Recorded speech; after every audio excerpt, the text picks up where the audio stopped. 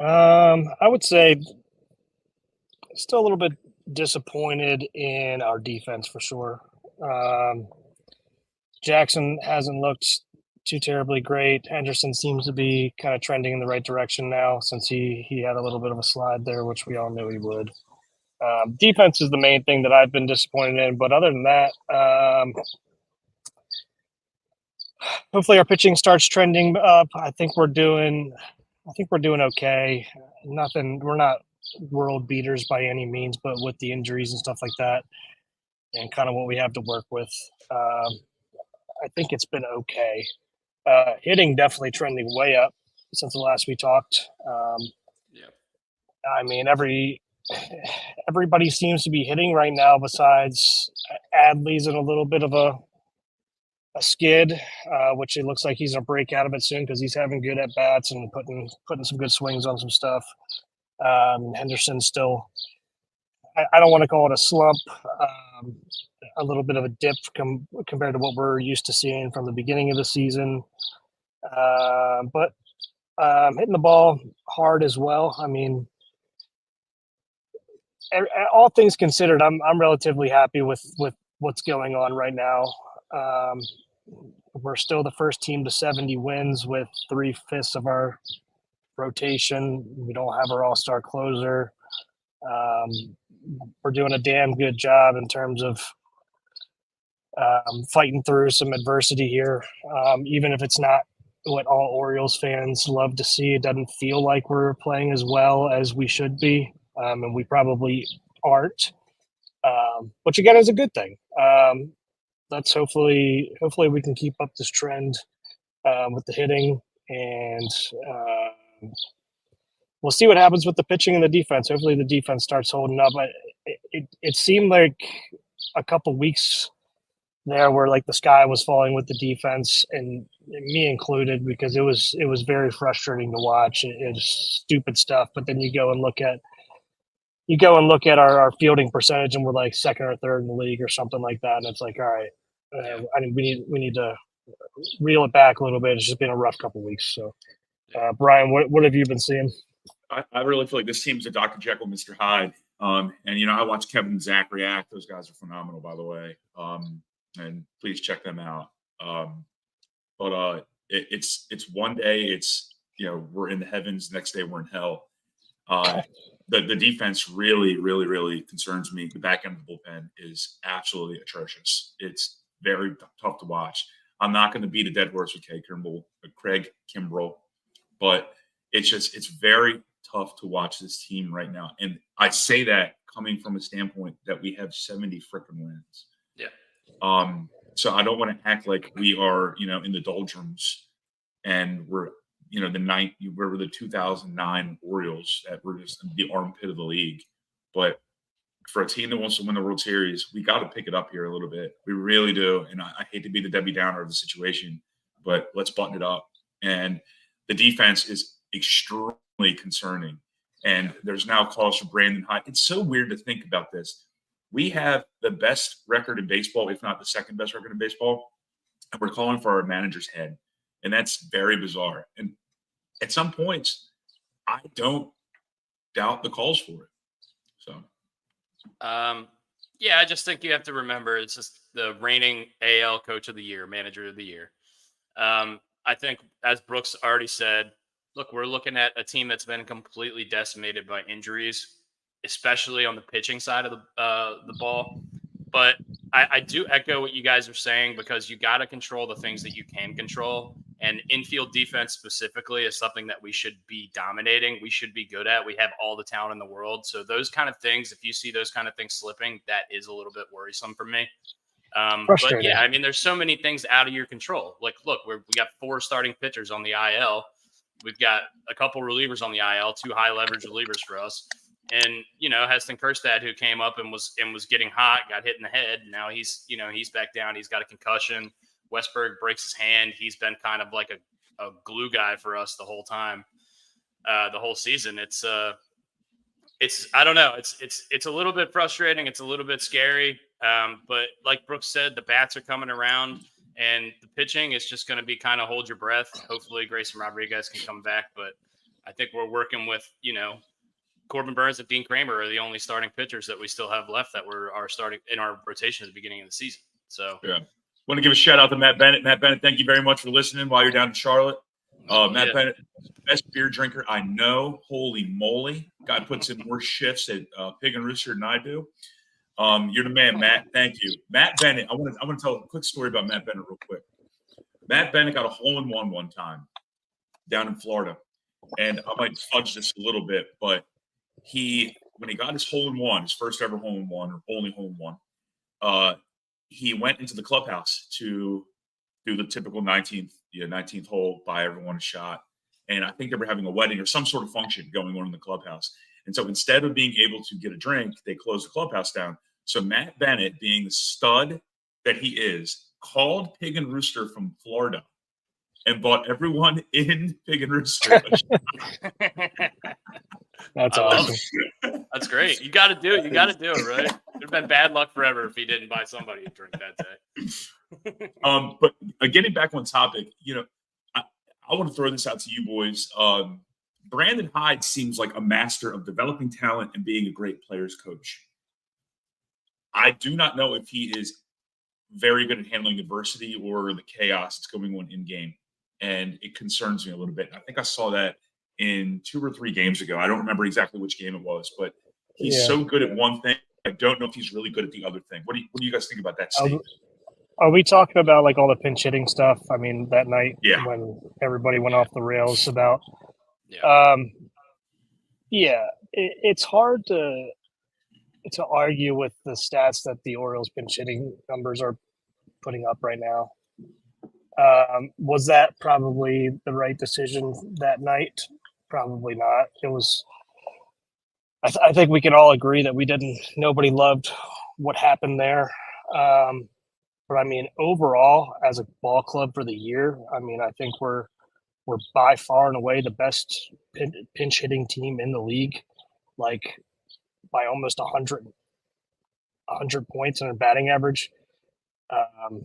And another thing, people get very upset about how many times like we pinch hit and like he plays the numbers and like they feel like it's too much. But I mean, we're in the lower half of the league. We're like right in the middle to the lower half of the league in pinch hits on the year. So that night was a little bit frustrating, but overall, I can't say that I'm overly upset. There are certain times which I wish he would leave the starter in a little bit longer,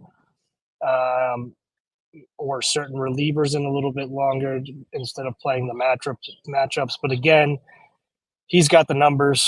I don't, and he hasn't really given me a reason not to trust him yet. And again, like you said, 70 wins, first to 70 wins here. So I can't really argue the numbers. So I would not be calling for the reigning AL manager of the year right now.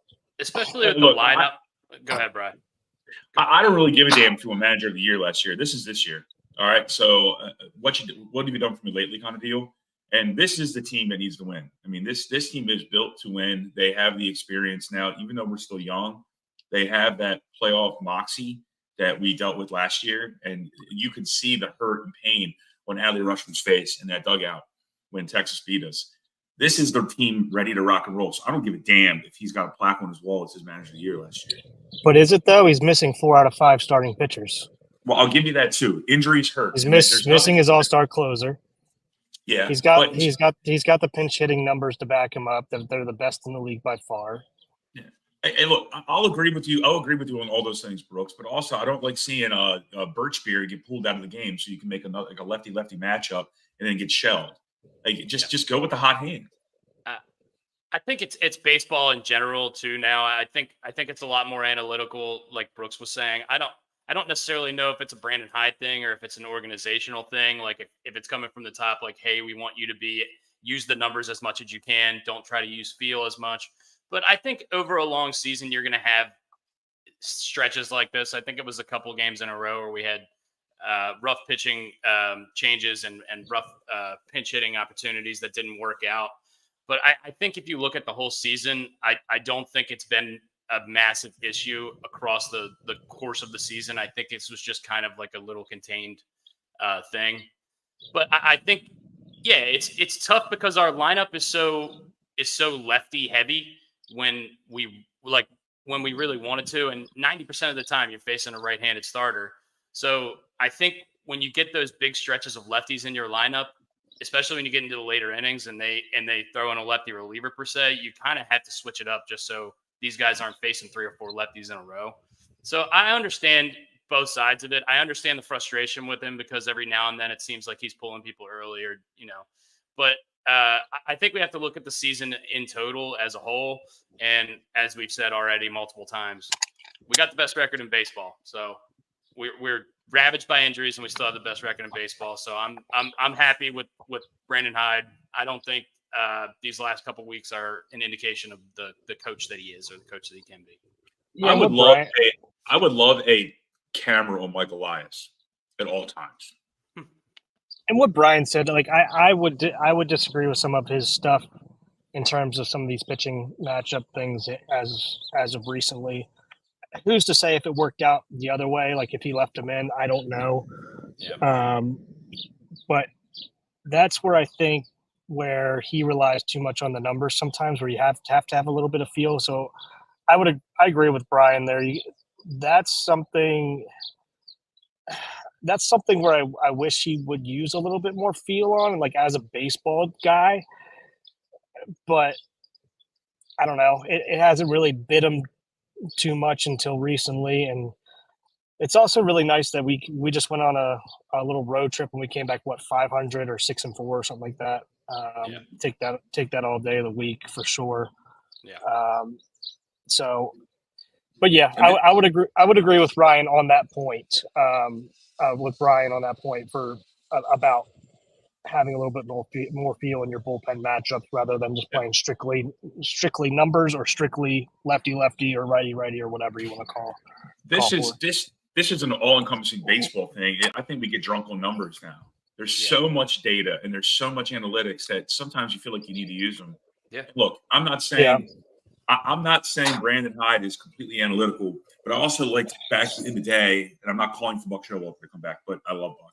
But Buck would be a feel guy. Brandon Hyde's a numbers guy. I would like to merge the two into one. Yeah. And you really have the ultimate manager. Yeah. I agree because ultimately Buck got. I mean, one of the reasons why Buck got fired was he relied too much on feel with when Ubaldo came in and blew that game against Toronto. Just because Ubaldo had a couple decent outings right there, he tried to ride the hot hand instead of just going with what made sense. And I mean, he's admitted to this day that was a bad decision. Yeah. But yeah, I would agree. Yeah, I think overthinking is going to happen over the course of the season. It's going to happen a few times to pretty much any manager. It doesn't matter if it's Dusty Baker, or if it's some guy who just started coaching this year, like Stephen Vogt for the Indians. Sorry, the Guardians now. Racist. He's done a very good. I think he's done a very good job. Stephen Vogt, obviously, Cleveland's been excellent, and of course, Dusty Baker's still doing his thing in Houston. They're hot as well, but it's just you have to. Dusty Baker's not in Houston. Is he not? He's retired. He retired. Retired? Well, there you go. Yeah. He retired last year. Don't remember that. I just think you need to have some sort of middle ground, like Brian said, and I think like we echoed earlier, I don't think this is going to be a long-term thing. I think hopefully in the playoffs this doesn't come to bite us in the butt, but I know people are going to have differing opinions on what's happened the last couple of weeks. I've seen it. One thing I do want to say, and to go back to the stats and feel thing, just the last thing that I have, stats are such a fucking scapegoat for both sides too.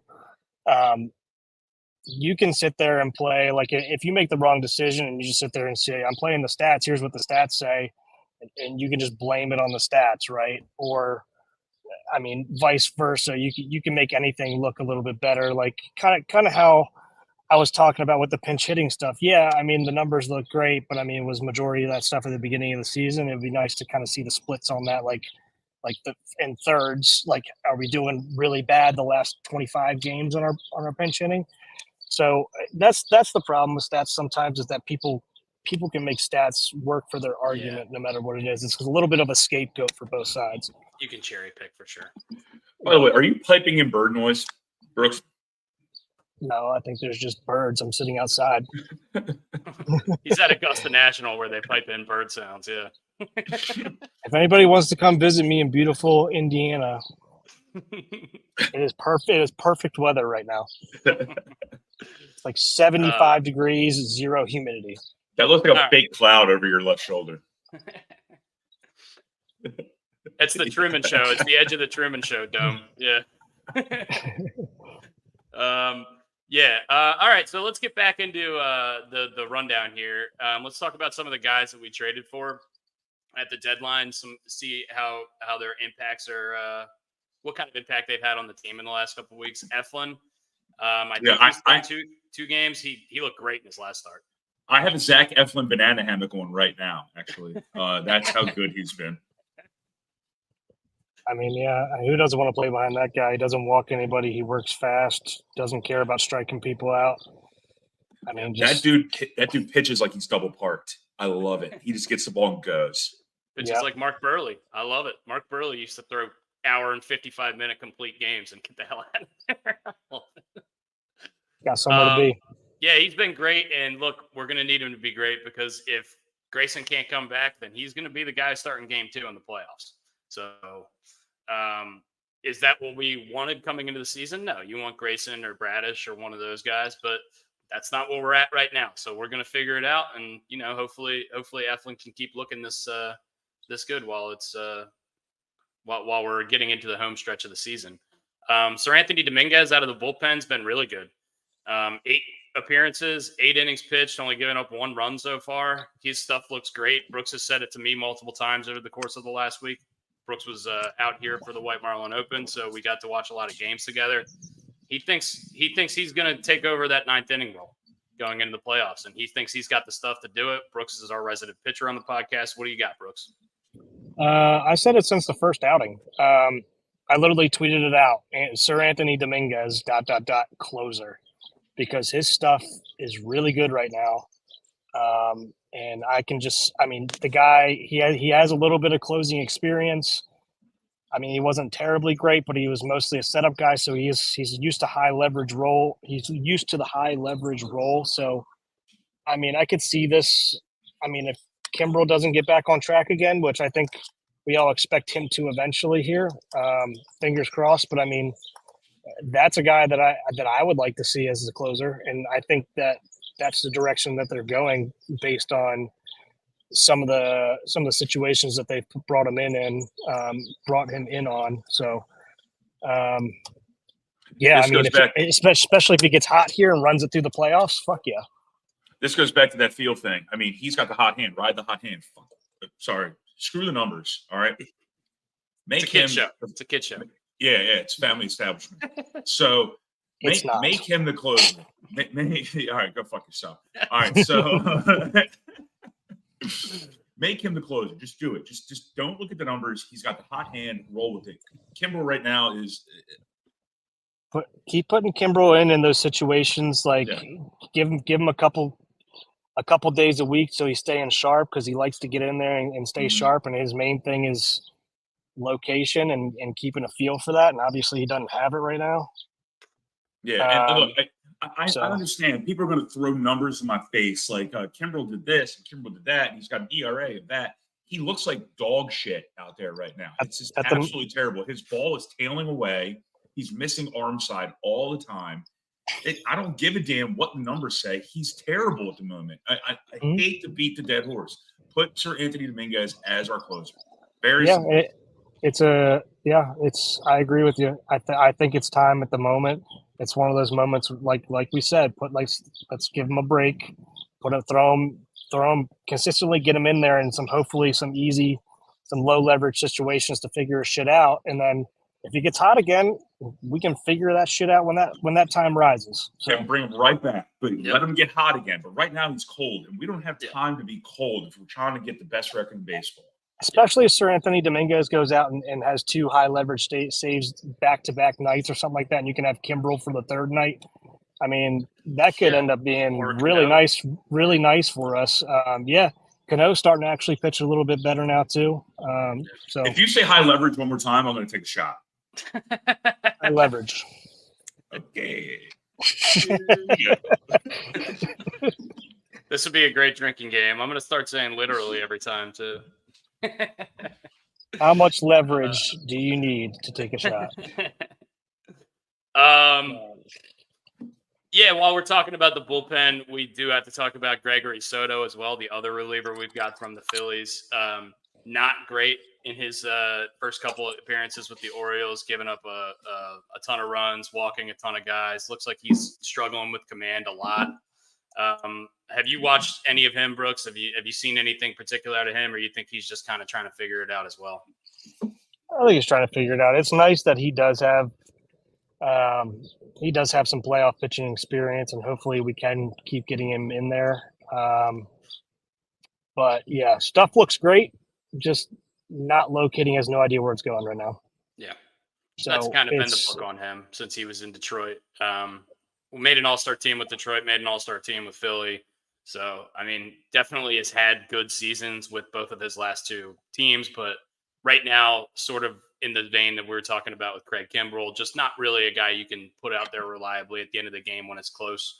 If it's 7-1 or 8-1 in the 6th or 7th inning, bring him out there, let him get his work in, try to figure it out. But as of right now, I'm not seeing a guy who's going to be pitching much in the playoffs for us. But that could change. This isn't the time of year to get a feel. Yeah. I hate to say that. No, it's not. It's not the time of year to get a feel. You should have a feel by this point. And he should have got the feel. Was he with the he was the Phillies, right? Yes. Yeah. He should have got a feel with the freaking Phillies. And the Orioles should have seen that he had a feel with the Phillies before they traded for him. Yeah. The guy has electric stuff, but he can't locate it. He is was David Hernandez or whoever, the real tall guy we had the one Daniel time? Cabrera. I mean, I got the name completely wrong, but he had electric stuff, but he might hit a bird. You don't know where it's going. Yeah, he's definitely a guy that needs to be worked in when we're up by like 6 or 8 runs. Yeah. Yeah, give Bert, like as Brian called him, give Birchbeer those big innings. We love that guy. I mean, he turned it around in no time, didn't he? He came out of nowhere. I never heard of him until he got pulled up. And Birchbeer is a phenomenal soda. Yeah, it is. It is. It's hard to find too. It's one of those things where you see it and you're like, I want that. Shady Maple Smorgasbord. Call out Shady Maple Smorgasbord in Lancaster is the only place I've ever seen that has white birch beer. It is delicious. Sassafras. White birch beer. Interesting. Belly Busters on 45th Street has birch beer on their fountain, and it's great. I get it all the time. Eloy Jimenez is Delman Young. Delman Young is Eloy Jimenez. Finkel is Einhorn. Let's all go to the titter with him. Let's all go to the titter. So I think a bunch of the guys went to the titter with Delman Young one time, and he paid everything. So let's go with Eloy. Eloy is 12 for 24 since joining the O's. Just seems like he's getting at least 2 hits every time he plays. It's been really fun to watch. The dude's actually kind of a stud. Yeah, I mean, all he's doing is slapping fucking ground ball hits to the right side. Yeah, through the first second base hole, dude. That's what O'Hearn's been doing for all season. It's great. He's probably crushing Fells Point too, guaranteed. I mean, have you seen a guy that had be happier to leave the White Sox? I mean, and go to one of the best teams in baseball. The guy's on cloud 9 right now. Like, he's got to just feel so good. Yeah, he's awesome. He is probably one of the slowest human beings I've ever seen play a professional sport. He was somebody hit a gapper. I think it was Gunnar hit a gapper, and he was sitting on first base, and I had people at the bar like, "Oh, he could score on that," and I was like, "No, he fucking can't. No chance. There's no way he's scoring from first." And it's funny that he makes fun of himself for how slow he is too. Yeah. Like, you can see him like look at the dugout and be like, "Yeah." The little portly catcher, Kirk, from Toronto is faster than him. Alejandro.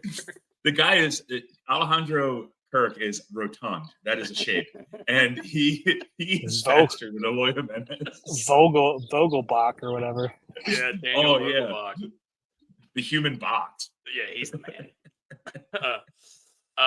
Yeah, so trade deadline so far been pretty good. We had a couple starts out of Trevor Rogers. He's 5 innings, 2 earned the last couple times.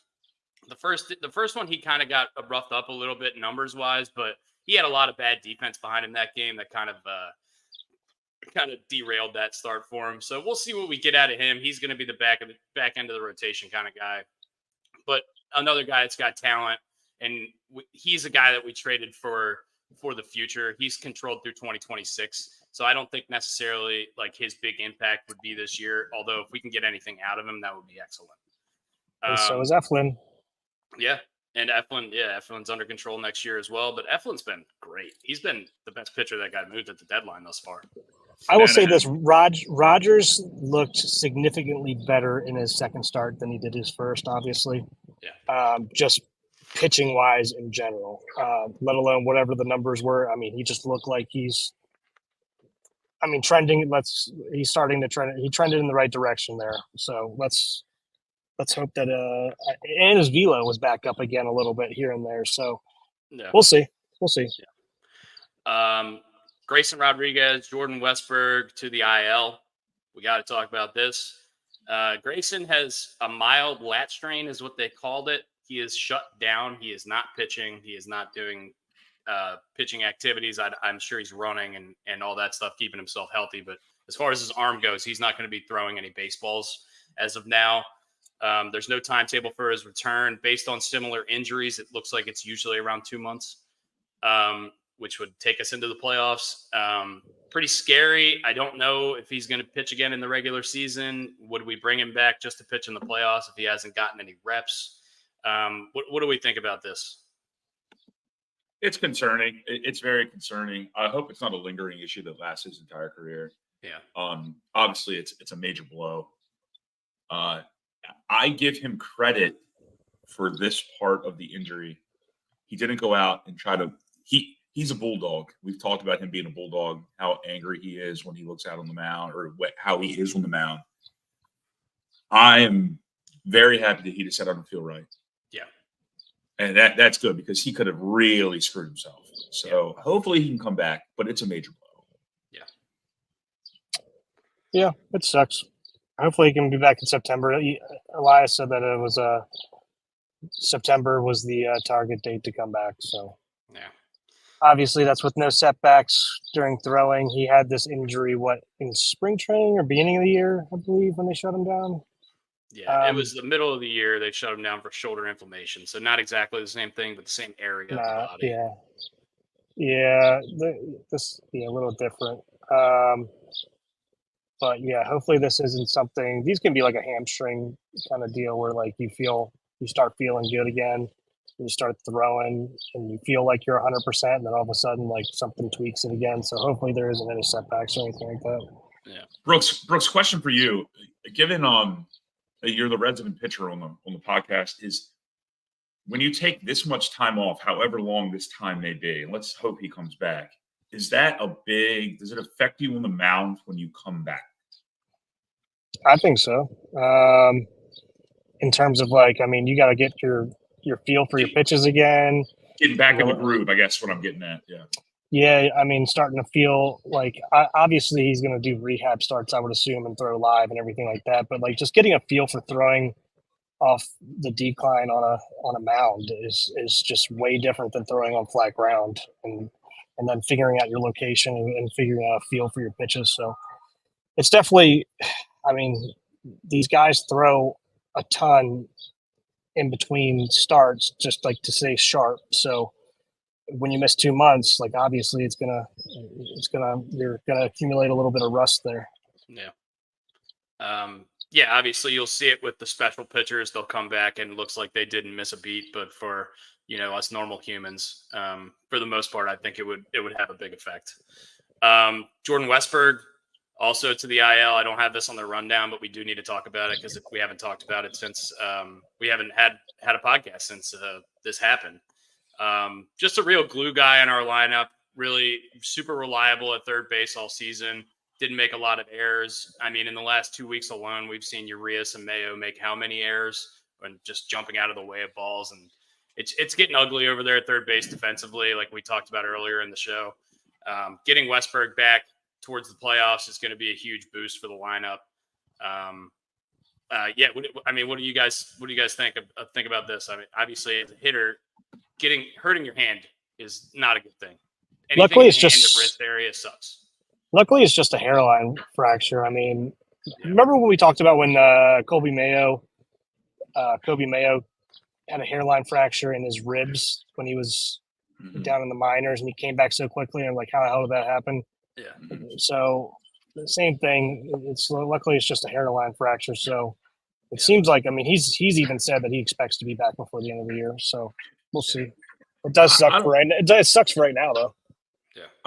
I don't know how you guys feel about this, but I dig the fact that I guess old Orioles teams, guy got hurt, you wouldn't see him. Guys get hurt now, they're in the dugout, hanging out. They got pads on their arm. I mean, John Means looks like the bionic man right now, but he's still in the freaking dugout.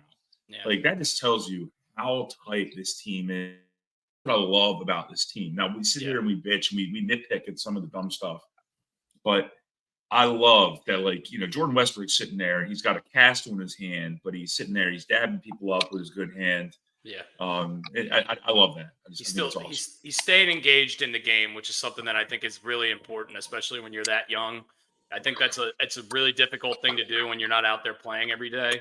So it's a really good to see out of Westberg, and even, you know, Batista, like you said, John Means. You see Kyle Bradish in the dugout every now and then. Just it's good to see.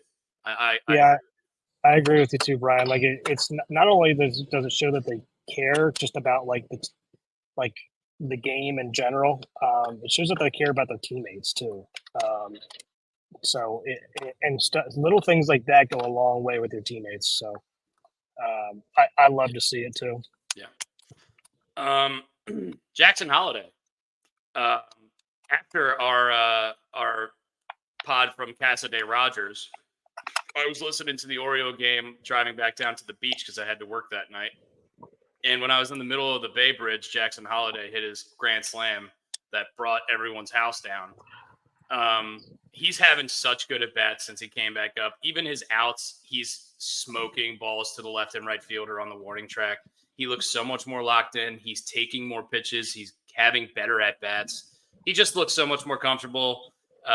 First 20-year-old or younger in history of the American League to homer in 3 straight games. Youngest player to ever do so. This is stuff you just don't see every day, and it's been really fun to watch him. His growth at the plate since he went back down. Boner. I think, yeah, I got nothing to add to that. But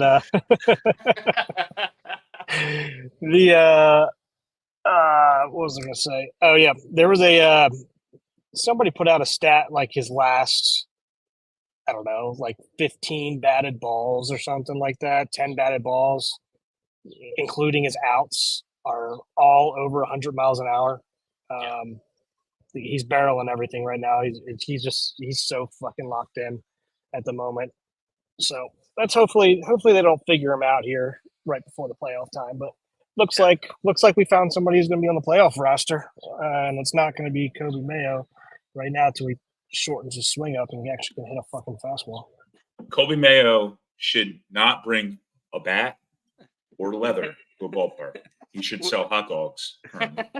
He is absolutely atrocious to watch, and I am an advocate of Kobe Mayo. I want him to be successful. But right now, he is a hot dog vendor. He would actually make more money for the team selling hot dogs than being on the field. God, look, it looks rough. He's 22 years old. He's playing in his first couple games in the major leagues. I want to give him a break, but dude is late on 92-mile-an-hour fastballs in the outside corner. Like, what are you doing, man? Like, literally what I was about to say. You can't do that at the professional level. And I get It it. was- There's a big adjustment, but it's been rough so far. It's the last couple games. He looks like I'm not trying to say this to be funny. He looks like a little leaguer. He looks completely lost at the plate. Yeah, at least when it's Jackson was up, when Jackson was up earlier, Brian, when we were not, we were pretty positive about his at bats. Like he was starting to hit some balls hard and everything like that. I mean, really, the only ball I've seen him hit hard recently is the one in Toronto to the shortstop. Yeah. After Jackson's home run, actually, that nobody really paid attention to because we were all still celebrating Jackson's home run. Yeah. But yeah, it is I'm glad you said that, Dustin. I was literally about to say it is troublesome that he is late on anything like 92, 93 on the anything on the outside corner. He cannot fucking hit. Like it is atrocious. Like, and I don't, not that he's going to be, I think he's going to end up being a very good player for us, but hitting wise, we'll see about the field. But yeah, at the moment, he just looks like he is kind of lost up there. It looks like almost like there's a hole in his swing on the outside corner. It's just like all the rest of the Orioles, not all of them, but most of the Orioles rookies, especially the highly rated ones that have come up over the last year. Grayson Rodriguez struggled. He had to go back down. Colton Cowser came out and was terrible in his first couple games last season. Jackson Holliday struggled when he came up. Gunnar struggled when he came up at the beginning of last year. So it's been a continued thing for the Orioles that these guys are going to struggle and then they'll kind of figure it out. There's just too much talent for him not to. But yeah, as we said right now, we don't need to beat up on Mayo anymore. Hopefully he doesn't put Mayo on his hot dogs, like somebody on this podcast, significant other. But yeah, it's been rough. And Garrison, you're getting called out for putting Mayo on your hot dogs. Yeah, especially if it's avocado mayo. I don't want to talk to her. Let's talk about Tony Taters. Since June 1st, in 63 games, Anthony Santander has 26 home runs.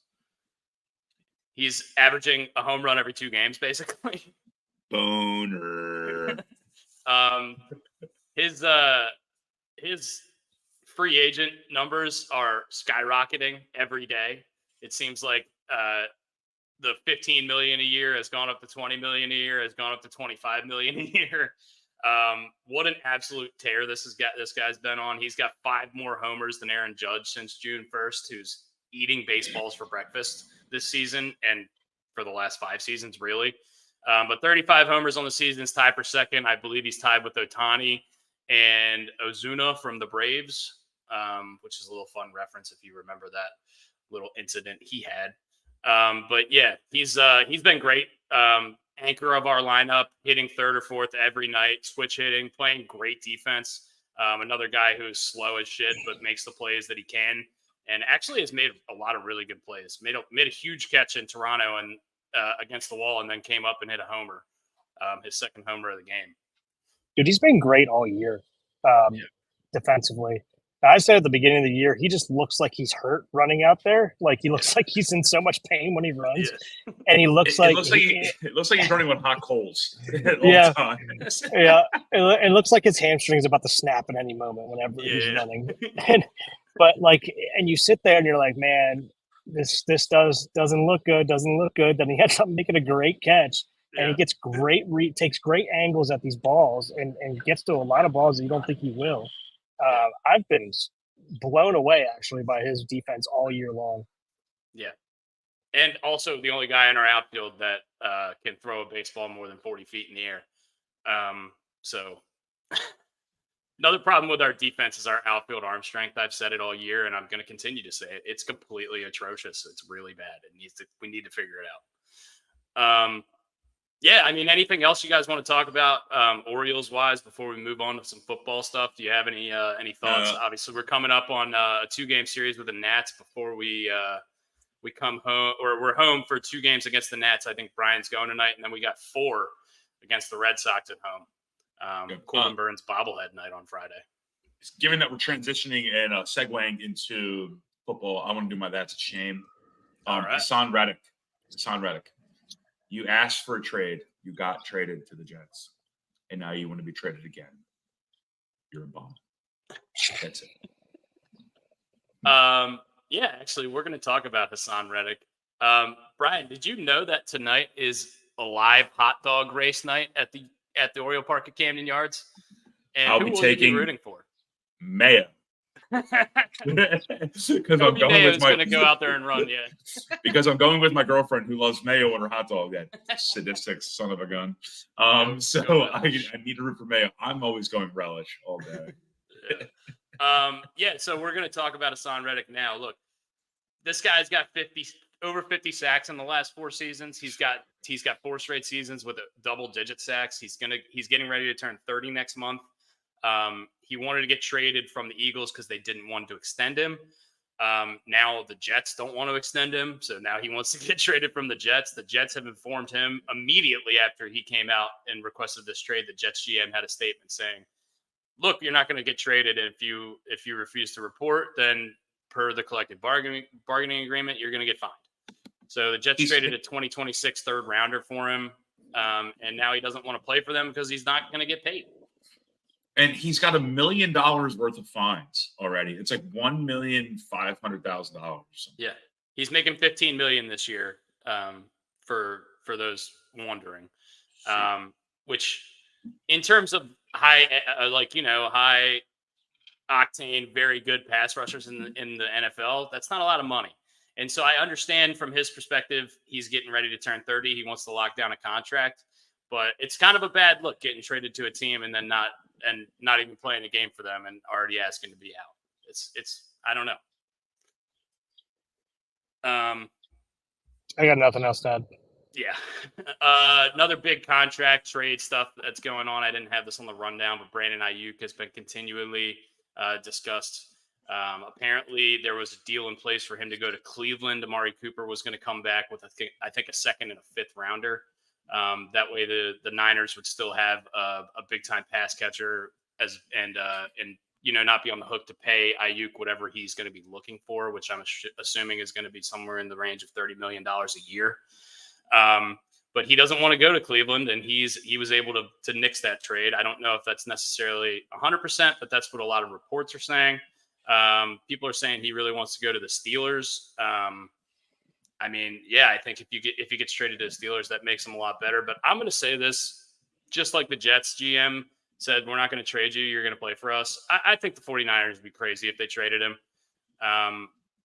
You're trying to win a Super Bowl. A guy had 1,300 yards last year. You're just going to take that guy off the team, and then you get stuck with McCaffrey, who's already hurt, Debo, who's always hurt, and Kittle, who's always hurt. If any of those guys go down, you're going to be in trouble. Well, they drafted 2 guys. They drafted 2 receivers. I know they're rookies, so you got to always be cautious of rookies. But the Ayuk thing, it's the what's the old adage? I want my cake and eat it too, or something like that, or whatever the hell that is. Mm-hmm. He wants to go to like an absolute crazy good contender, but he doesn't want. He's got this no trade thing. He's holding everyone hostage. Yeah. He looks like a jackass in the grand scheme of things. Just play for the freaking Niners. Play your contract out. Now, look, I understand the risk of injury. I'm not gonna sidestep that. Yeah, but and then you get to go to anywhere you want. You can go to the Rams. You can go to name that. You can go to the Packers. Would be a great team to go to down the road. But yeah, if you want to go to the Steelers, sweet. See how Mike Tomlin treats you, because he's going to talk to you directly in your face, and tell you to go fuck off. Yeah. Yeah, I mean, I never say never, but never. Right? That's like the Mike Tomlin quote I always remember. I give John Lynch and a lot of credit for they're kind of lockstep with how they feel about things, and they don't really give on this kind of stuff. So, and they get. Both those guys got new contract extensions. I think they're locked in for another 5 years in regards to their job security. So they don't really give a damn. Brandon Ayuk, go screw yourself. Yeah. The weird thing is, too, that the Brandon Ayuk and John Lynch, I believe, have the same agent. So that would make sense. I feel like that's a conflict of interest. But yeah, if he doesn't, I think he knows. My opinion is he knows he's probably not going to get traded, and he knows that he's going to end up coming back and playing. But I think this is just a last-ditch effort to try to get an extension. Yeah. So do I fault him for it? No. I think he's going to play for the Niners this year. Yeah. And I think everything's going to be fine and honky dory and everything like that. But Dusty, I don't want to steal your thunder. I want to talk about Mr. Wiggins for the Ravens. Yeah, go ahead. He looked fantastic. Now I know he got a little banged up at the end of the game. Mm-hmm. Holy moly! And I read something on, I want to say it was ESPN, or I think Brooks is taking a poop. But it was on ESPN or it was on Pro Football Talk that the Ravens had 8 trade offers for the number 30 pick. And they turned them all down because they liked Wiggins that much. And he looked fantastic in that preseason game. Now, I know it's a preseason game. So I got to temper what I'm saying. But he looked great. I didn't watch much of the preseason game. I was at work. I don't pay that much attention to the preseason other than, injuries and that kind of stuff. But by all accounts, he did look great. He was flying over the field. I saw the highlights. He made some good tackles in the open field, which I like seeing. We've had problems with that with our secondary for years, as does every team with tackling in the open field. It's good to see him shine in his first preseason game. Obviously got a little banged up. They said it was just a sprain, so he's not expected to miss an extended period of time. There was a scary moment with Kyle Hamilton. I guess at practice this last week, and they said they got good news on that as well. They're not expecting him to miss a significant amount of time either. So that's really good news because he's one of the key parts of our defense that was able to help our defense be historically good last year. Met him in person at Chaucer the other day, Kyle Hamilton. He came in with one of the trainers. I want to talk, when you think wingspan, this guy looks like a hawk. It's unbelievable how big he is. He's broad. He's skinny, but he's broad. I don't know, that makes no sense. Huge human being. Yeah. Look like a swimmer. Basically. Yeah. He's a dolphin. It's like Michael Phelps. Looks like a dolphin. Yeah. He's a freak, and obviously we're hoping he stays healthy. Good to see, the Ravens secondary has been a little under the radar for the last couple of years. It's good to see them, building the secondary back up. We still have Marlon Humphrey. Hopefully he can get back to his form, and Marcus Williams can stay healthy. I'm excited for the Ravens D. Would I love to see us go get Hassan Reddick or Matt Judon, who's also been apparently getting a lot of trade talks about him. Yeah, it would be awesome. We need another pass rusher because I don't know about Away. We lost Clowney. I don't know if Van Noy is going to have the same impact he had last year. So, we'll see what we get out of the front seven, but the Ravens are so good at developing talent there that I'm not super worried about it. Who's going to be the worst team in the league? Ooh. Carolina again? I don't know. Carolina or New England. To mind. Carolina or New England? I don't know about New England. New England's defense is good. I think New England was picked. Matt Judon's on the trading block. That's true, but Matt Judon was out the whole season last year, and they were still a pretty good defense. With Bill Belichick. But I think they're actually picked to be the last team in the league for Vegas. The last time I saw, which was a few weeks ago, but it's all going to change. I don't know if you guys have been able to watch this yet, but I'll enlighten you if you haven't. On YouTube, there's something called like Ravens Wired, and it's like their own version of Hard Knocks. Mm-hmm. And I'll tell you what, the rave reviews, because he's only 31 or 32, and the players talk about how he still seems like a player, and they relate to that real well. Yeah, mm-hmm. He's running up and down. He's almost like Mike Vrabel. He's like doing sprints with the guys and stuff like that. Yeah. Obviously his career was cut short because of a neck injury, and that's very unfortunate. But he's definitely seemed like he found a niche. Yeah. It's a really good watch. It's a good watch if you guys want to take a view. I'll definitely check that out. I was thinking to watch that Pete Rose documentary. How's that Pete Rose documentary? Is it worth watching, Brooks? Yeah, it's worth watching. I didn't learn too much that I didn't already know, really. But yeah, it doesn't change my opinion. I still think he should be in the Hall of Fame. So he's going to keep pushing every year to try to do it. And that's basically what the whole documentary was about. So I'm sensitive on the Pete Rose topic because I truly believe this, and I think I said it in our group chat.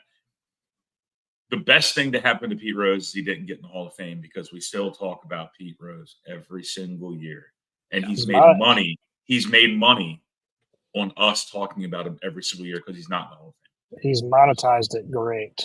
Yeah, which is good. I mean, the guy's been ousted from baseball for 37 years now. Yeah. So. And people that bitch and moan that he's not in the Hall of Fame. Look, Pete Rose made a conscious decision to sign a piece of paper that said he couldn't go into the Hall of Fame. He signed a document. I'm not saying he shouldn't be in the Hall of Fame. I do believe he should be in the Hall of Fame. But when people bitch and moan and whine that he should be in the Hall, he signed a document. He made a conscious decision to ban himself from baseball. He has to own that. Yeah. He's going to get in posthumously. It's going to end up happening. Yeah. And that's a shame, but it's going to happen. Yeah. But the thing is, he was told it was only going to be a year ban. It's been 37 years now because the paper I didn't know. Is that what was written on the paper though? I'm sure it wasn't, but I mean the commissioner. Giamatti. Yeah. He died a week later after he signed that. After he made that agreement with him. Okay. Didn't know that. See, this is why I got to watch the documentary. Or maybe I don't now because I know that information. Back to the topic at hand. We're talking about football. Christian McCaffrey is likely out until the regular season. He has strained his calf. This is scary because strained calves always, not always, but often lead to Achilles problems. This is a scary problem. This happened to Kevin Durant in the playoffs in 2016 or 17 whenever he tore his Achilles. He strained his calf early in the playoffs, tried to come back for the finals, tore his Achilles. These things tend to linger, especially for a guy that's explosive, a guy who relies on their explosion like a running back like Christian McCaffrey. This is a potentially lingering injury. So I did want to mention it. Obviously, he's probably going to be suiting up in week 1, but look, we're talking about a guy who's injury prone, and this is a scary injury for him to have. And he's a huge, major part of that offense. And he's on the Madden cover. Oh, is he really? Don't like that. Hollywood Brown, still made of glass, dislocated his shoulder. He will miss some time. Does not require surgery. I saw he dislocated like some kind of sternum, like somewhere in his chest. His chest. It was like I thought it was a shoulder. No. That's why it was scary. He dislocated something like in his sternum. It was like sternovascular or something. It was a weird name. Yeah. Shit. Well, I feel bad, but if we ever did a list of least favorite Baltimore athletes, he would be on mine. So sorry, Hollywood Brown. I hope you're okay. I don't want anything bad to happen to you physically, but I do not like you as a player. Sternoclavicular joint. Whatever the hell that means. Say that 3 times fast. Somewhere around your collarbone? Probably in here somewhere, yeah. I want to give a shout out. I know we haven't talked about, and I'm taking a right turn from the left lane. Scotty Scheffler at the Olympics. What a phenomenal freaking moment seeing him cry. I mean, because that guy's a stoic SOB. And I mean that in a positive light. Watching him just melt when he won the gold medal was incredible to watch. It almost felt like validation for the season he had. You know what I mean? Because since the Masters, he's winning big tournaments, but in his major performance, I'm sure he felt was pretty lackluster after getting arrested at the PGA Championship in the middle of the second round or beginning of the second round. After struggling for the most part at the U.S. Open, I think he made the cut on the number at the U.S. Open, ended up finishing like top 40 or something like that. Mm-hmm. And then the Open Championship, he never really was competing after like the first couple holes on Sunday. So yeah, I'm sure he was frustrated. I know a lot of people were saying Xander was kind of taking the mantle from him after winning the 2 majors. I think it was validation for him winning that gold medal. And I also think he's just a patriotic dude. I think the Olympic golf was amazing. I think it's going to be in LA in 4 years at Riviera. I think that's going to be an electric tournament. I hope they change the format and they add more team stuff to it. Yeah, I don't mean to take away from the football topic that we were on, but I think the you're Olympics is absolutely were rock starish.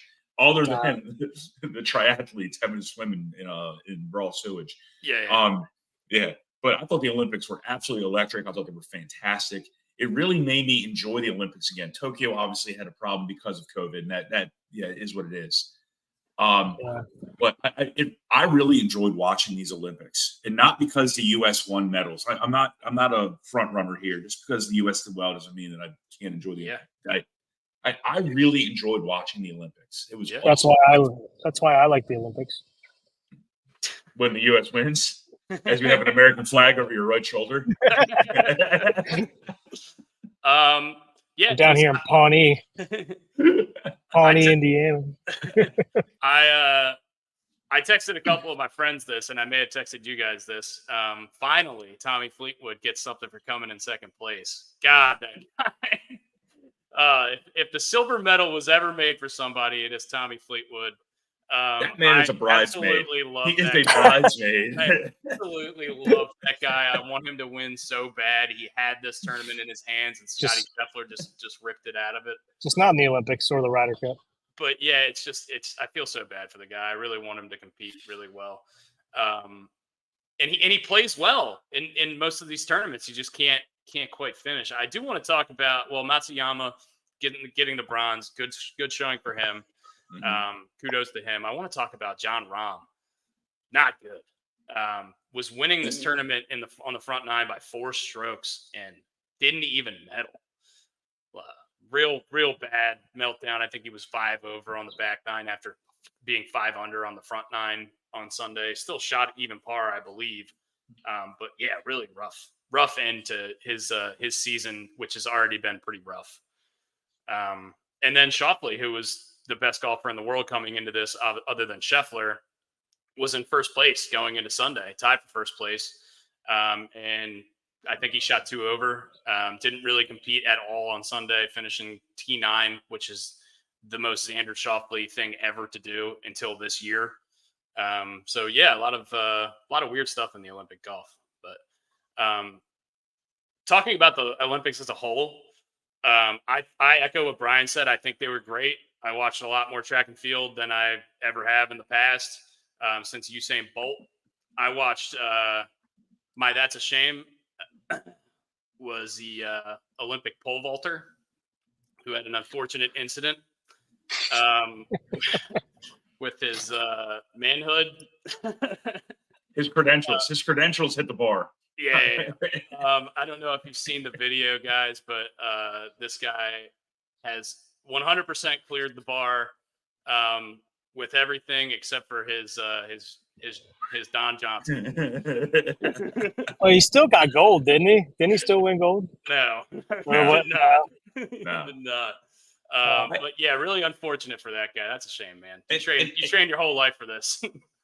I'm glad you brought up pole vaulting, because to go off of the Olympics and how great they were, I loved the pole vaulter who he had already won gold. He didn't even need to jump anymore. And then all of his competitors came out and were like, go for the world record. Just go for the world record. And they set the bar up for the world record, and he freaking did it, or the Olympic record, whatever it was. Yeah. No, that was so cool. Yeah. The world record. So that was cool. I mean, the guy already won gold medal. He doesn't need to jump. And then all of his competitors come out, and I'm not calling them losers, but they didn't win. And they were like, let's go ahead and do this. Let's go. Let's try. That was awesome. Yeah. And the best thing I saw in the Olympics, okay, I got 2 things. The best thing I saw in the Olympics, one, the guy from he won the 1500 or the 400, Hocker. There were 2 dudes. There was a guy named Kerr and another guy, I can't pronounce his name, from Great Britain. They were like the whole time NBC or Peacock focused on these 2 guys. They were the heavy favorites to win gold and silver. This guy Hocker from I can't remember where he's from. He might be the United States. He wins and he chases them down from behind. It was absolutely unbelievable.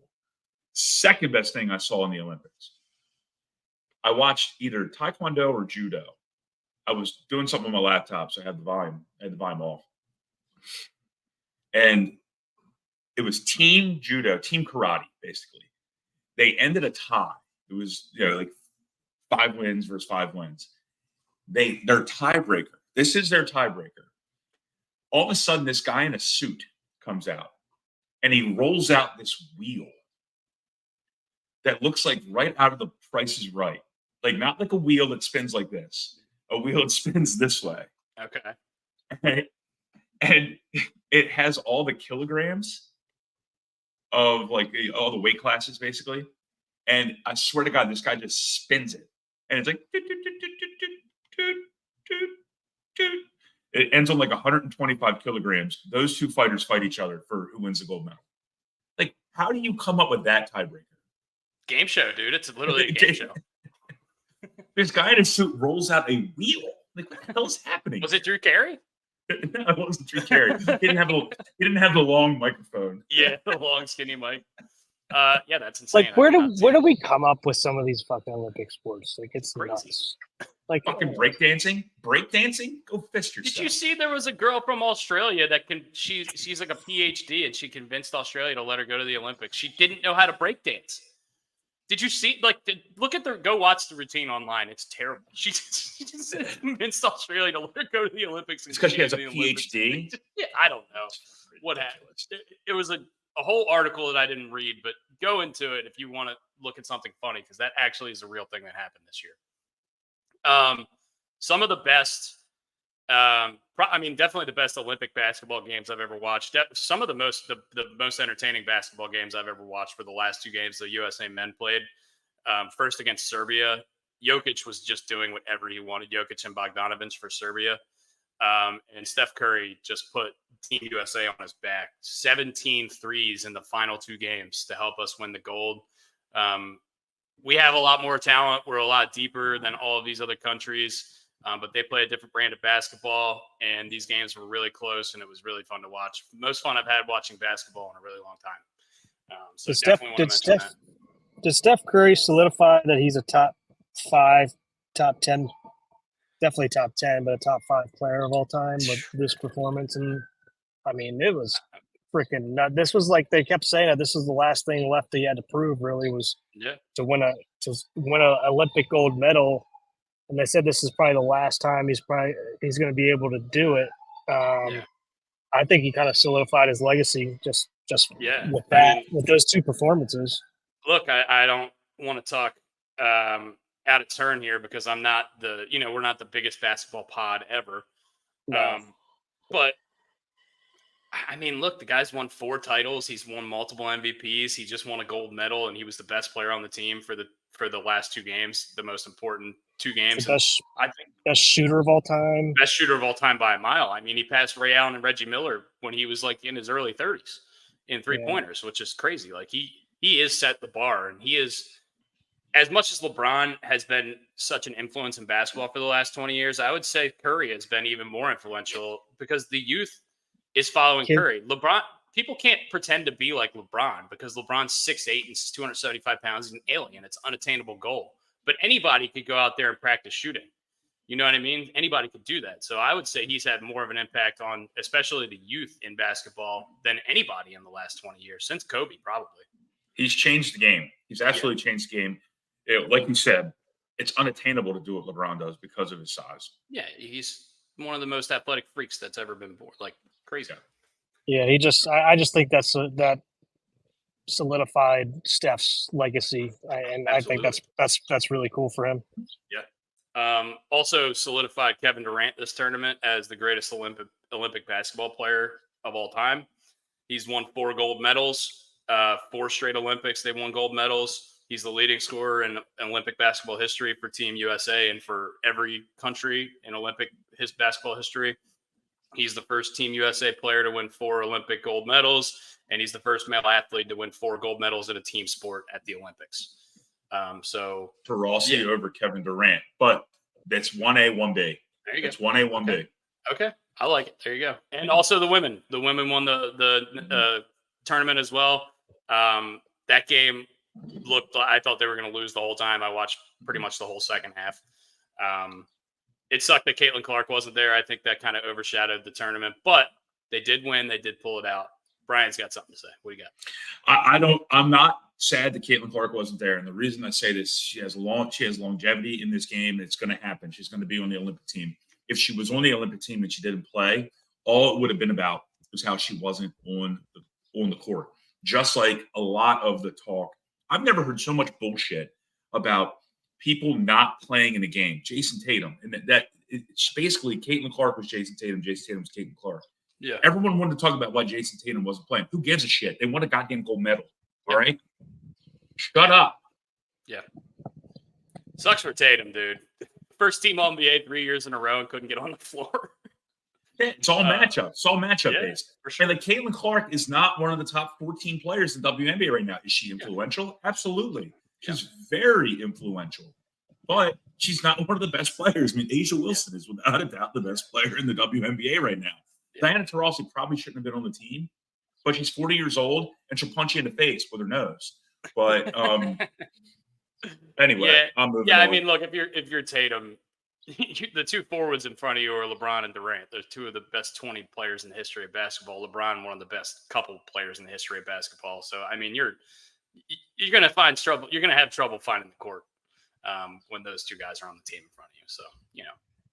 And that's something you got to bring up. It's like, okay, if you bring someone on, who are you taking off? You're not taking Durant and LeBron off. No, I mean, absolutely not. There were times where, you know, even Durant was on the bench, and he's the Slim Reaper. I mean, he kills it. He's one of the best players of all time. Yeah. I'm not going into rankings. I'm not doing this LeBron, Michael bullshit. Yeah. But it's just. I hate that people need to bitch and moan about something. We won a gold medal, and we looked very convincing doing it. Yeah. And the games were fantastic. Yes. That game against Serbia was – I've never been more into a basketball game in my life other than Maryland basketball. Yeah.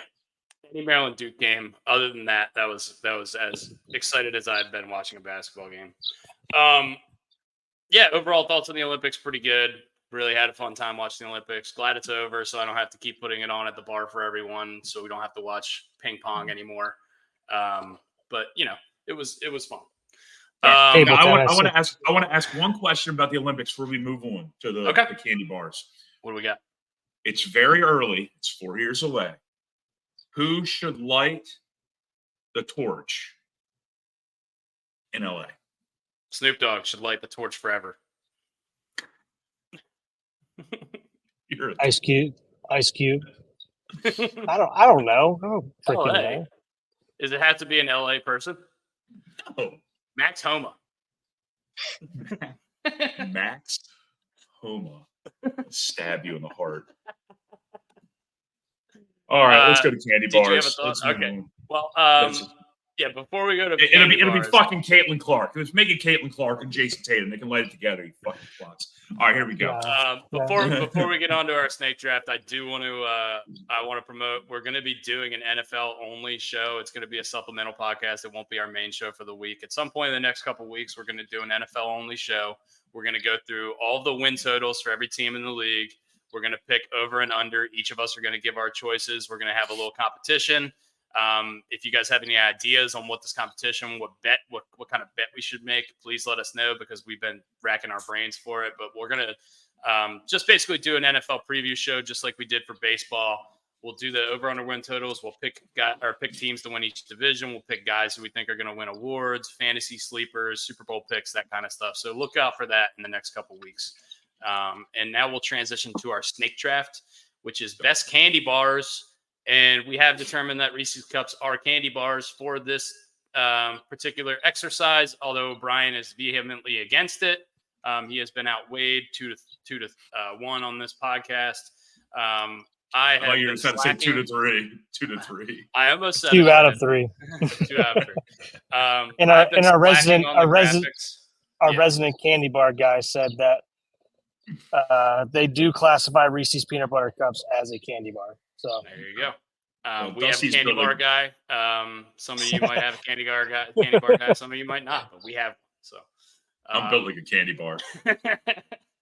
Definitely eat my fair share. I've been slacking on the graphics, so we don't know who won last week. I think whenever I slack on the graphics, Brian should be able to just go first because he never gets Good to deal. I'm But, going fast. Dustin will I will be make a putting. graphic.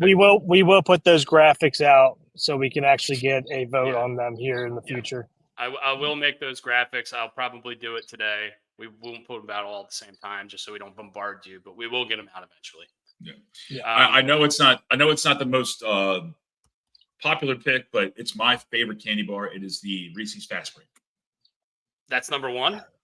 for me. You gotta be Yes. fucking kidding me. Give me peanut butter cups. Okay. Brooks is going with Reese's Peanut Butter Cups, number 2 overall, which I don't blame him. I probably would have done the same thing, even though they're not my personal favorite. My personal favorite candy bar, it's the only candy bar with a cookie crunch. It is the Twix. And number 2, wow. We're going quick. Hold on. Sorry, I got back-to-back picks here, and I got to get my thing out. I'm going to go Snickers. Twix and Snickers in the first round is I'm happy. Good I'm happy call. with that. Good call. Beautiful. Give me Kit Kat. Yeah, that's a Yeah. powerhouse. That's a powerhouse candy bar. I'm going Milky Way, Okay. and I'm going whatchamacallit. Wow, whatchamacallit. Can't say I've All ever right. had one of those, but I do know what it is. I All don't know right. how to spell it. Just try it. Try your best. Give me Butterfinger. Yeah, I knew he was going there. I can't believe he didn't go there earlier. I was between that and Kit Kat. I was hoping Butterfinger would still fall to me. Uh-oh, did we lose Yeah. Bri? Jesus, Brian. I'm sitting Right here at on the a end, park. too. I'm sitting here on a park bench. He's so good with technology. While Brian is figuring that stuff out, I get 2 in a row here. Man, Butterfinger was there for me, and I let it get by. I'm gonna go with Nestle Crunch Bar. I've loved those my whole life, so I'm gonna go with that. Nestle's Crunch Bar, and then I'll go 3 Musketeers. Okay. Haven't had one in forever, but used to love them as a kid. So All right. On the way back, I'm gonna go ahead and take. Give me a Payday. all right, Payday, which is just essentially a big log of peanuts. Told Which I you like. I'm a big peanut guy. Big peanut butter and jelly. Peanut butter and anything. Brian, I don't know if you have the updated stuff here, but Brooks took Butterfinger. I took the Nestle's Crunch Bar and the 3 Musketeers, and Brooks took the Payday on the way back. So you've got 2 picks to finish it off. Gotcha. Yeah, sorry about that, boys. Dog knocked That's okay. dog knocked the plug out of the wall. It's always the dog's fault. Always the dog. I'm going the 100 grand, The 100 grand bar. and I get one more to finish it off. Yes, you do. I'm going Caramello. I don't think I've ever had one of those. What happened to Sub-Zero? Scorpion killed him. Get over here. Fair. Love it. Oh, I'm between 2 of these sons of bitches. Give me the classic, just the Hershey's milk chocolate bar. Yeah. Yeah, it's Keep it not a simple. bad Keep it pick. simple. Somebody had to take it as a regular chocolate bar, I think. Okay, so I'm between Baby Ruth and another. Baby Ruth. I think I'm going to take Mr. Good Bar. I love Mr. Good Oh, Bars. I that's- haven't had one in so long. That's literally what I was between, Dustin. I was between Hershey's and Mr. Good Bar, and I'm like, all right, somebody's got to take a Hershey's chocolate bar. I hate both of you. What? You don't like Mr. Good Bars? Hell no. Get out of here, man. Oh, I'll take you're- another Henry bar all day. I'm taking a Carmelo bar, which I've never even fucking heard of. It's got caramel in it, and it's delicious. You don't say. Couldn't tell from the name. Brian is 1,000% coming in last because I've never had 3 of his candy bars.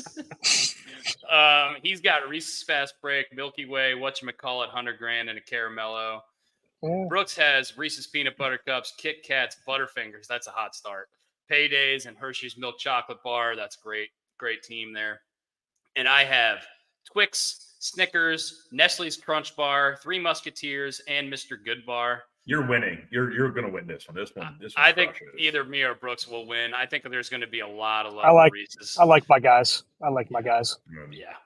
Honorable mentions. I want to go the Score Bar, the Crunch Bar, the Crackle. Dustin took the Crunch Bar. I took. Oh, did you? Yeah. My bad. Mhm. I was- Crackle's probably- Crackle's just a knockoff Crackle's- Crunch Bar. Yeah. The Any other only ones, Brian? thing You got? No, that's all I really have for honorable mentions for me. Okay. Yeah. The only other ones I had written down were Heath Bar and Take 5. He took Take 5. No, nobody took Take 5. Oh shit. He took Fast Break. Fast Got him break. in. Sorry. Yeah. My bad. Try Uh, whatchamacallit. It's killer. I've heard they're great, but I've never had one of those either. They're hard to find these days. My only one that I would say is like a shout out would be just the Oreo Hershey's candy bar. Ooh, the Yeah. one that's like white chocolate with Cookies and cream. Yeah. It's Yeah, like yeah, Cookies and cream. Yeah. Yeah, that's a good one. That's a good one. Yeah. That's the only Yeah, one I can I'm think glad of no off one the top took of my head. Almond Joy. So Yeah. Yeah, no Mounds, no Almond Joy. That's good. I don't like Delaware that. Dave, I hate coconut. I got bastardized as a kid, not because I think coconut's terrible, just but my Delaware Dave one time, we always get candy and I always eat it. Del one time brought in the mini Almond Joys, and I go, "Why'd you get those?" He goes, "I know you won't fucking touch them." Yeah, I don't mind coconut either, but like, yeah, those two candy bars, like I can't Yeah. for whatever reason, they're just not my favorite. Yeah, I don't like the fake coconut. It's like, I'm not gonna turn down like a coconut shrimp or something like that, but it's not my favorite thing in the world. It's funny you bring that up because there is a red devil upstairs right now who's eaten coconut shrimp the last 4 days in a row from 4 different establishments. Hey, is It's- she yeah, doing we- doing a We ranking? need to get a ranking from her. Yeah. Actually, well, maybe we probably shouldn't call out all the bars in Canton right now. Yeah, actually, one of our regulars always brings in candies for the bartenders in the morning because they all have kids and stuff, and they brought in a big thing of Whoppers, and I must have had 50 Whoppers last night. They were so I haven't had a Whopper. dude, they're so good. Milk Duds. Oh, now you got me. Now you got me Yeah. thinking movie candy. We'll do movie candy at some point. Yeah, we'll get the snow caps and Mike and Ike's and all that stuff. Yeah, I'm gonna make this graphic, and I'm gonna go back and make the other graphics. I should be able to get that done by the time I go to work tonight. So, Sounds good. yeah. Anything else you guys want to shout out while we're still live, or anything else you guys want to talk about? No, it's good seeing you guys again. I'm glad you guys had fun at the Whitmore Open. It's always a pleasure to be with you guys. Go O's tonight. Looking forward to the game. And I don't even know Go who's Belch. pitching. Yeah, Go Belch. who's pitching tonight? Who is pitching tonight? I That's a think good it's question. Rogers. I think it's Rogers. Roger. Yes, Rogers. All right, Roger. Rogers tonight. Kramer tomorrow. That's I French got- to win. I got 2 shout outs, the Chaucer and the Pig and Rooster, as always, as being some of our resident sponsors.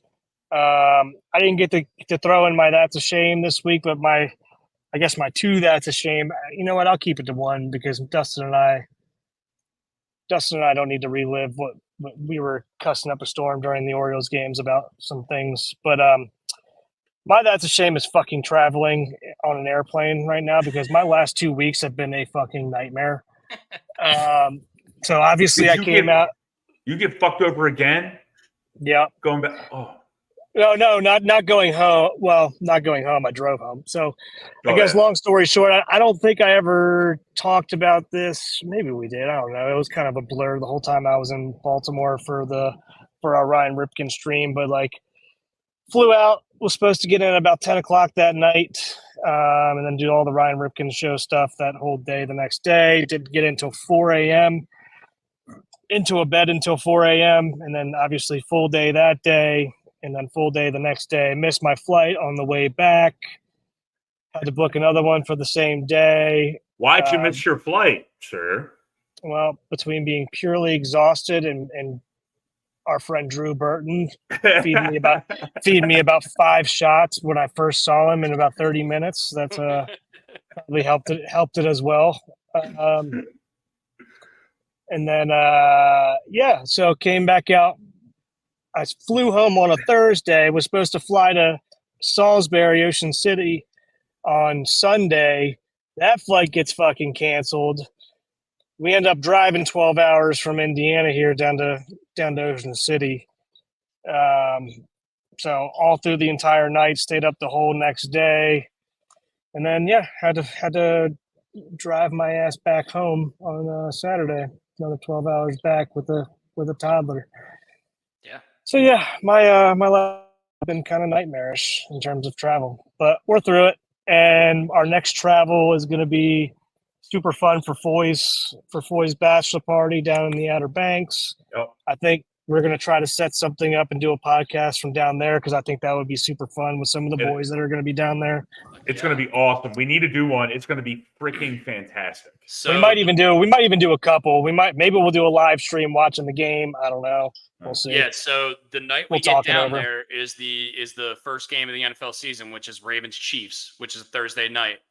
I think either Friday or Saturday we'll have to do a reaction show to that. At the very least, we'll get that out to you guys, and then we'll figure out. We might have more stuff on the way. I think we do it in the hot tub where we're just shirtless and we just got our arms around each other. And I'm in. all day. I'm in. Brooks You is a had big me tech. Brooks is a big tech guy. So we'll You had figure it me at shirtless. But yeah, I think either that, or like we're definitely going to have a podcast while we're down there. We might have 2.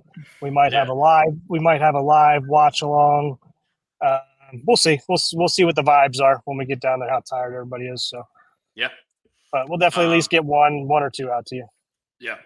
Like I said, in some point in the next week or two, we're going to be doing an NFL only show. That'll be our NFL preview show. So if you're here, you want to hear our takes on the Ravens and all the other teams in the NFL, look out for that show. And we'll continue to do our show weekly. I know we missed last week. It was the first week we'd missed since we started this podcast, I believe, in January. Yeah, I think so. So we had a good run. We had a good run where we did at least one show every week. Sorry we missed you last week, but we'll be on as consistently as we can throughout the end of the Orioles season and starting the Ravens season and getting into college football and everything coming up. So cool. Brooksy, when we go, see you boys. see what- Brooksy, go off live. I want to chat with you real quick.